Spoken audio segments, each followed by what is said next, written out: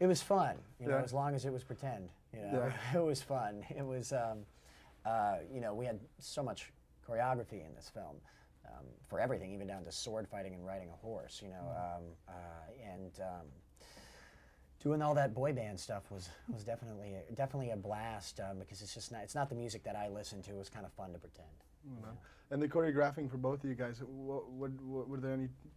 Did you stumble up on anything at all? Yeah, I mean, you know, there's this one turn that's actually in the movie that we had to stumble up on. That in real life he stumbled a bunch of times because it has to be this technical little thing. But it's actually quite simple. But you know, when you're not a professional dancer, it just seems to be a little harder. I don't dance at all, so every one of my dance moves were difficult. So you pulled it off pretty well, man. Yeah. Thank you, man. Also, what would you guys classify this movie? I mean, it's definitely a teen film, but it also steps away from a lot of the normal classic romantic teen comedy, like back in the 80s. You can almost just say, what I think was cool about the movie is you can almost just say romantic comedy. You almost don't even need to, that's why I think it has more than a lot of these other films that come out. You might not even have to say teen, you know, because I think it appeals to a lot of people, a lot of different ages. Yeah. A classic romantic comedy. Yeah. And have you guys ever experienced getting dumped, and how was that for you? Could you relate with Ben's character at all? Shane's too cool to get dumped. I'm too cool to get dumped. No, thanks. I haven't really been dumped. I can relate to his character in the sense of feeling, you know, that amount of hurt, because you can feel that in many different situations, you know. No, I couldn't really identify with him, in like, I haven't been in that, you know, exact situation. And when Cisco's movie career, if it starts blossoming, you will now be his first screen kiss. I know, I feel so important. I love that. Are you kidding me? I got to de-virginize him in the screen kissing movie. It was awesome. Yeah. And what was working with Kirsten Dunst? I mean, she's already considered a veteran of film. What was the experience? Did you learn anything from her?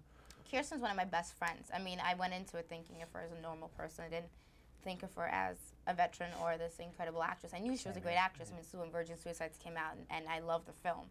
And she's just a great, great girl, and she deserves every piece of fame that she got. Everything she deserves, because she worked hard for it. It didn't come very, I mean, you know what I mean?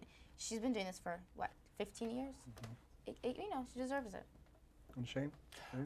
Yeah, she doesn't come off, she never came off that way. She didn't come off as, you know, she didn't come on to set acting like she had been working for, you know, 15 years. Yeah, she didn't come in going, I'm the best, you know. Or anything like that. She came off as just like, hey, this is a movie, we're all doing a movie together, this is fun. You know, we're all close in age, so, you know, this is fun. And, yeah, it was a lot of fun. And the experience as a whole, I mean, the cast, first of all, I mean, you got such great setups, such a goofy play and everything. How was the experience on this film, working with the rest of the cast?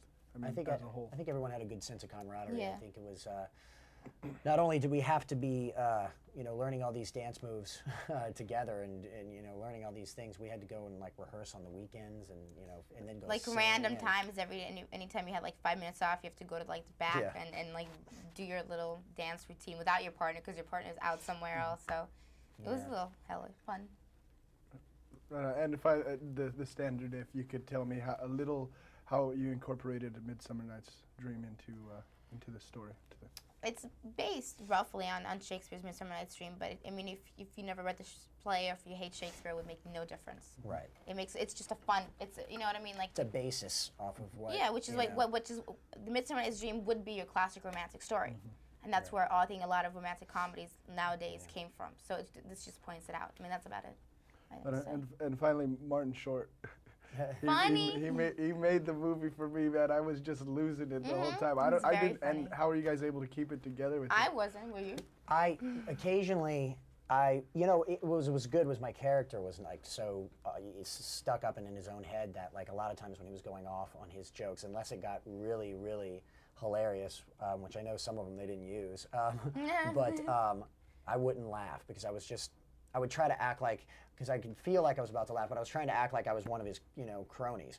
But a lot of times he just went off for so long that it was just like for a really long, like monologues of like jokes, and you're just like.